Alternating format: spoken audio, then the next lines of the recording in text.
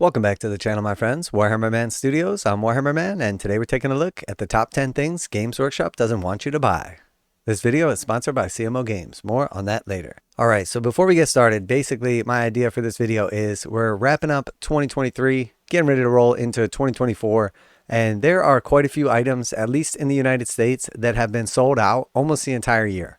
A couple of them have come into stock very, very briefly. Some of them have not been available for the entire year. But regardless, it's very, very clear that even if you wanted to buy these things, Games Workshop doesn't want you to buy them, either by choice or by force. Now, that being said, it is different based on where you live. I'm in the United States, so some of these items have been in stock regularly, or at least at times in like the UK or Europe. But that doesn't change how they've been available in the United States, because some of these things are borderline impossible to get. And now, just some criteria. I've basically left off the list special edition or limited edition items.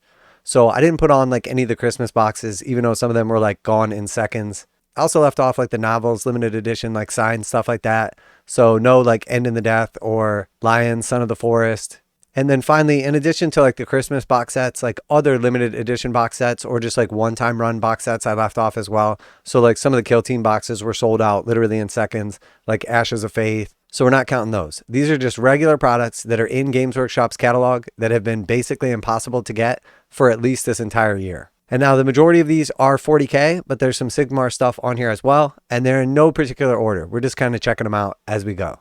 All right, so we're going to get started first with Warhammer 40,000 Space Marines. And for the most part, I'm just going to pick one thing from each faction. There have been a couple of things for various different factions like Space Marines or Eldari, Tyranids, etc. that have been hard to get, but we're just picking one. All right, so we're going to scroll all the way down to the bottom right here, and I am going with, for Space Marines, the Land Raider Crusader. Now, we could just generally say Land Raiders. There's quite a few variants. The Chaos Land Raider, obviously, Grey Knights Land Raider Redeemer, the regular Land Raider, the Land Raider Crusader / Redeemer. But the one I'm picking for Space Marines is the Land Raider Crusader / Redeemer kit.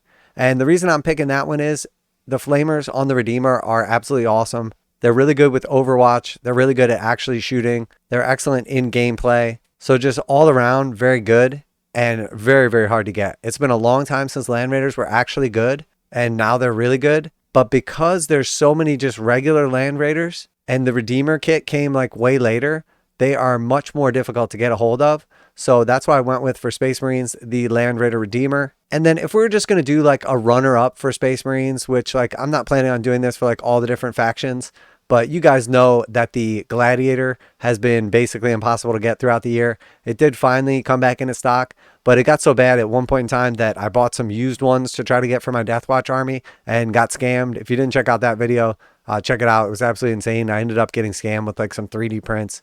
It was just a complete disaster. But that being said, so we're going with the Land Raider subclass Redeemer for the hardest for the Space Marines. All right, so next we're jumping over here to Astra Militarum, and I'm going with the Basilisk. The Basilisk is very good, indirect fire. It is a crucial part of any Astra Militarum army, and it has basically been out of stock and impossible to get for the better part of the year, arguably the whole year. So most Astra Militarum armies going to have 3 of these bad boys sitting back behind cover where they can't be seen, way deep into the lines, so you can never get to them, and they're just going to be dropping artillery shells on you throughout the game. They're very good, a crucial part of the Astra Militarum army, and probably the best or one of the best indirect fire pieces in the entire game. So the Basilisk is it. All right, and now we're over in the Agents of the Imperium, and we're going to go with the Callidus Assassin. So the Callidus Assassin, very, very good in gameplay. She is super cheap. She is effective for scoring objectives, can just pop up out of nowhere, and then also has the ability to basically vect your opponent's stratagem. So once per game, when they go to use a stratagem, she can make it cost an extra command point for the rest of the game. So very, very good, awesome model, cheap in game terms, and very good utility piece. The Callidus Assassin is borderline impossible to get and has been for the entire year. And then actually, while we're here, I'm not counting this because technically it's back in stock right now, but the Kill Team Exaction Squad has been out of stock for the entire year. From the second it came out in the Kill Team box set to the second it was released individually, it's been impossible to get it. It's been impossible to get, and by some fluke, by some crazy chance, it's actually back in stock right now. So even though it didn't quite make the list because it's actually in stock right now, the Kill Team Exaction Squad has been basically impossible to get a hold of. All right, so next we're jumping over here to the Armies of Chaos. And again, we talked about the Land Raider already, so we're not going to count that one, obviously. I'm going with the Chaos Khorne Lord of Skulls. So Lord of Skulls is really good. There was a couple of lists early in the edition where people were running around with like multiples of them. They're very strong. They're fast. You basically can't avoid them, and they're super hard to kill. Lord of Skulls is definitely a beast. Very cool model, but has been borderline impossible to get once again. All right, so still in the Chaos department, but now we're taking a look at the Chaos Knights. And obviously the cool thing about the Knights is you can take them with some of your other like Chaos armies. You can bring a couple along with you, or vice versa. You can play Chaos Knights and then bring a couple of other units along with them. But in this case, we're going to focus in on the actual armigers. Now the regular armigers have been like in and out of stock, and they're both Chaos and regular, but we're actually going to go with the War Dogs.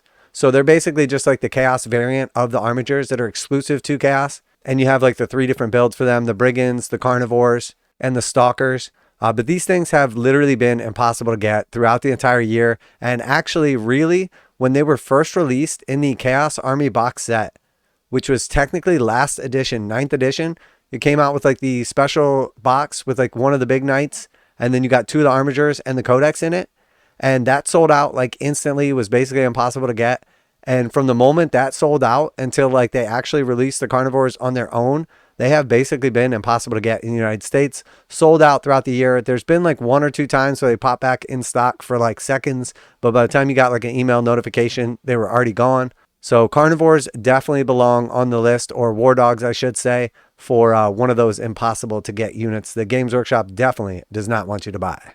Now a quick message from today's sponsor. CMO Games has been selling Games Workshop products online for over 20 years. They carry the full line of Games Workshop products, including Warhammer 40,000, Age of Sigmar, Necromunda, Blood Bowl, paint tools, and more. Almost all Games Workshop products are priced at 15% off MSRP. CMO Games takes pre-orders for most Games Workshop products released at their earliest date possible. 12:01 a.m. on Saturday, they go live. Most of these pre-order products are also priced at 15% off MSRP. CMO Games offer free shipping in the US 48 with an order of $50 or more. Their customer service is top-notch, and they ship most orders within 24 hours. Visit CMOGames.com using the affiliate link in the description and let them know that you heard about CMO Games from Warhammer Man. Now, back to the video. All right, so now to mix it up a little bit, we're going to pop over here to Sigmar. We're not done with 40K by any means. And again, these are in no particular order, but you can't make this list without including the Bad Moon Loonshrine. So the Gloomspite gets centerpiece, their faction terrain piece, the Loonshrine, which if you're not familiar with Sigmar, I know some of you guys only play like 40K or Horus Heresy. It's pretty cool. In Sigmar, you actually get like a free terrain piece. So it costs you 0 points. So obviously anybody who's playing that faction is going to bring their 0-point terrain piece because it gives them like other cool benefits. So you basically pay no points and you get something that helps your army. So obviously you need to take that. So that is the Loonshrine for the Gloomspite gets. It's absolutely awesome. Really helps out your army. It's a sweet, sweet kit. Very cool terrain piece. And it has been essentially impossible to get from before the Gloomspite gets even got their battle tome. So if you didn't literally already have one of these or fork up like 2 or 3 times the price from an aftermarket seller, it is basically impossible to get a hold of the Loonshrine and has not been in stock. I have been personally trying to get a hold of one of these for myself for the entire year, and it's been absolutely impossible. I was hoping to paint this along with Trug and the Trog Herd, but it just never came back into stock. I've had it on back order forever, and at this point in time, I'm just assuming it'll never come back into stock. And then a little runner-up while we're here as well. Skragrat the Loon King is pretty awesome too. He's basically going to be in like any Gloomspite gets army, and again has been impossible to get from the moment the Battle Tome came out. All right, and then next we're taking a look at Death, jumping over from Destruction. And I went ahead and picked the actual zombie dragon. Now there's like 3 different ways you can build it, and obviously it can be used in Soulblight Gravelords or Flesh Eater Courts or any of the other Death armies. It's a really cool model actually, and is like aged quite well. And because of the different ways you can build it, it has like some pretty awesome like poses and everything. You have different characters on top. You can have nothing on top, etc.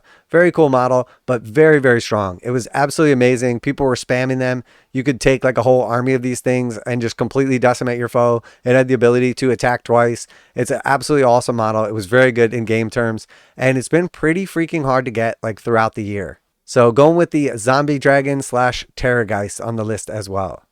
All right, so we saved the best for last over here. So we're going to take a look at a couple of the Xenos pieces here to kind of wrap it up.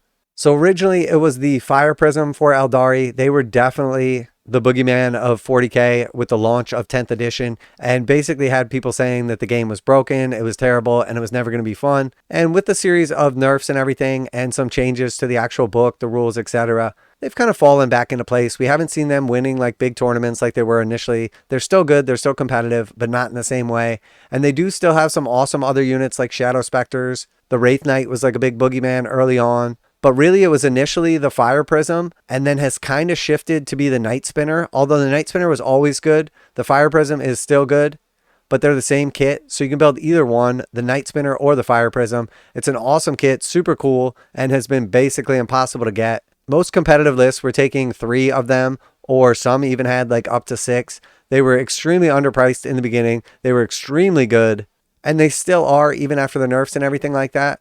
And as you can see, still out of stock. So Games Workshop definitely does not want you to buy any of them. All right, and then last but not least, we're going to pop over here to the bugs. So they got their codex at the end of 9th edition and were extremely strong. So a lot of this stuff, especially their stronger units, have been sold out since then, all throughout 10th edition. And then on top of that, they were in the launch box for 10th edition, in Leviathan, in the starter sets. So naturally, that's going to drum up a ton of extra demand as well. And a lot of these Tyranid units, especially the big bugs, have been completely out of stock since 9th edition, since the codex dropped. And at the top of that list is definitely the Maleceptor. It is an awesome model. It's very cool. Again, it's a dual kit where you can build the Toxicrene, which really isn't that good, but the Maleceptor itself was amazing in 9th edition. It is still absolutely awesome in 10th edition. And at this point in time, it has been out of stock for over a year. It's basically impossible to get. I don't even know if they really exist or if it was all just an illusion. I'm honestly not sure at this point in time. And, you know, the Maleceptor is definitely the number 1, but there's some runner-ups for sure on the Tyranid list. The Moloch / Trigon, again, a dual kit, has been very, very hard to get. The Exaction / Horror Specs, once again, extremely difficult to get. And then even some of the newer stuff, the Biovore / Pyrovore, like brand new kit, sold out immediately and has been impossible to get since then. And then the Norn Assimilator was sold out immediately. It was available in the Christmas box set, which made that amazing. And then that sold out instantly. So to tell you the truth, this is one of the toughest times ever to play some bugs. And if you weren't like me, somebody that's been playing bugs since the beginning of time, it is probably extremely, extremely frustrating going over to their actual like web store or your local shop, whatever, and just not being able to get anything. It is definitely a shame. I feel sorry for everybody out there. They did get an amazing, amazing range refresh. Some awesome models after like decades of basically just getting like a trickle one model here and there.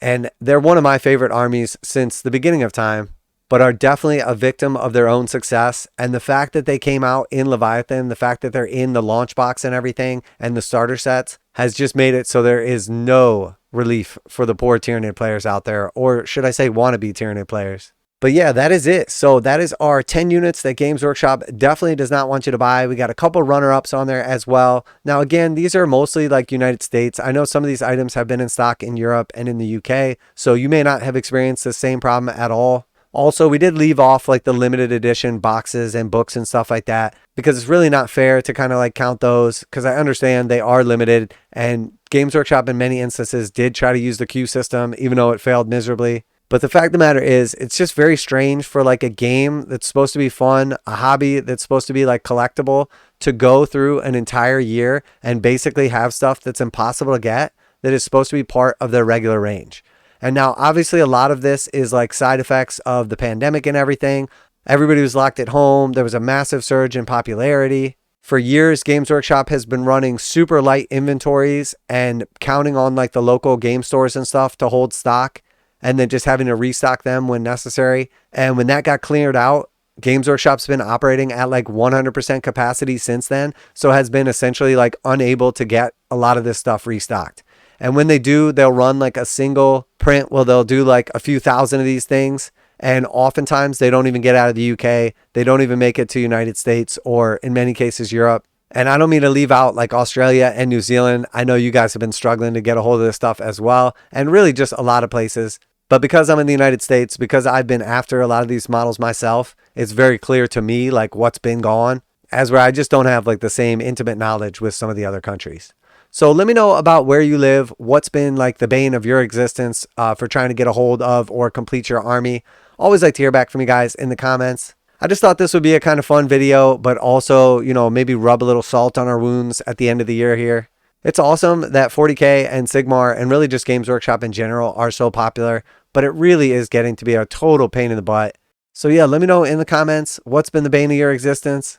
Or if you just want to rub a little extra salt in my wounds, you can let me know that all this stuff's been in stock at your local store or the online store in your country the entire time. Always like to hear back from you guys in the comments. And of course, special thanks to CMO Games for sponsoring the video. Check out the link in the description to save 15% on Games Workshop products. That's it for today. Warhammer Man Studios, I'm Warhammer Man. And obviously, Games Workshop doesn't want us to buy these things, or they would just make more of them. And I'm out of here.